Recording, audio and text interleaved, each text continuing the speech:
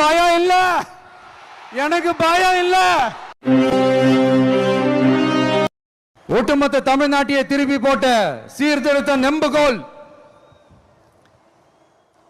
ஈரோடு மாவட்டத்தில் பிறந்த அவர்தான் இந்தியாவுக்கே இடஒதுக்கீடு சம்பந்தமான அரசியல் சட்டத்தை திருத்தறதுக்காக போராட்டம் நடத்தினவர் யாரு? நம்ம தந்தை பெரியாரு. 100 வருஷத்துக்கு முன்னாடியே வகுப்பு வாரி பிரதிநிதித்துவம் வேணும்னு கேட்டவர். அன்னைக்கும் சரி இன்னைக்கும் சரி ஒரு ஆச்சரியத்தோட பார்க்கக்கூடிய ஒரு மனிதர், நம்மளுடைய கொள்கை தலைவர். அப்ப அண்ணாவும் எம்ஜிஆரும் யாரு?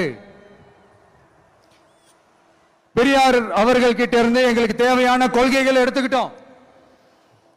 அவரை ஃபாலோ பண்ற, அவரை வழிகாட்டி ஏத்துக்கிட்ட அண்ணா அவர்கள் கிட்ட இருந்தோம், எம்ஜிஆர் அவர்கள் கிட்ட இருந்தோம் தேர்தல் அணுகுமுறையை எடுத்துக்கிட்டோம். அண்ணாவும் எம்ஜிஆரும் தமிழ்நாட்டோட சொத்து.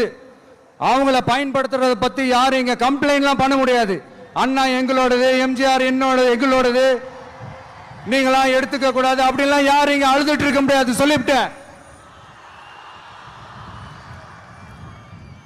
அதனால நாங்க ஒரு வழியில அரசியல் செஞ்சுக்கிட்டு போயிட்டு இருக்கிறோம். உங்களுக்கு தான் டிவிக்கு ஒரு பொருட்டே இல்லைல்ல, அப்புறம் ஏன் கதறீங்க?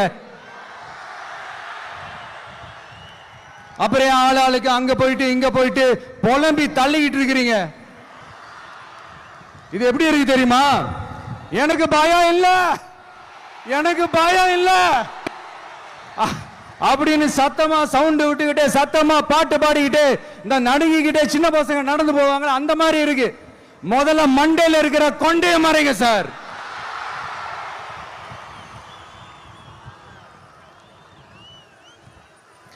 சும்மா மாறு வேஷத்துல மறு வச்சுக்கிட்டு மீடியா ஆளு, ரேடியோ ஆளுன்னு இவங்க ஆளுங்களே மாத்தி மாத்தி அனுப்பிக்கிட்டு இதெல்லாம் என்ன மக்களுக்கு தெரியாதுன்னு நினைச்சிட்டு இருக்கீங்களா?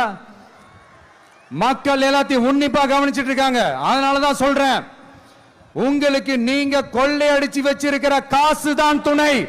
ஆனா எனக்கு என் மேல எல்லையில்லா பாசம் வச்சிருக்கிற இந்த மாசு தான் துணை.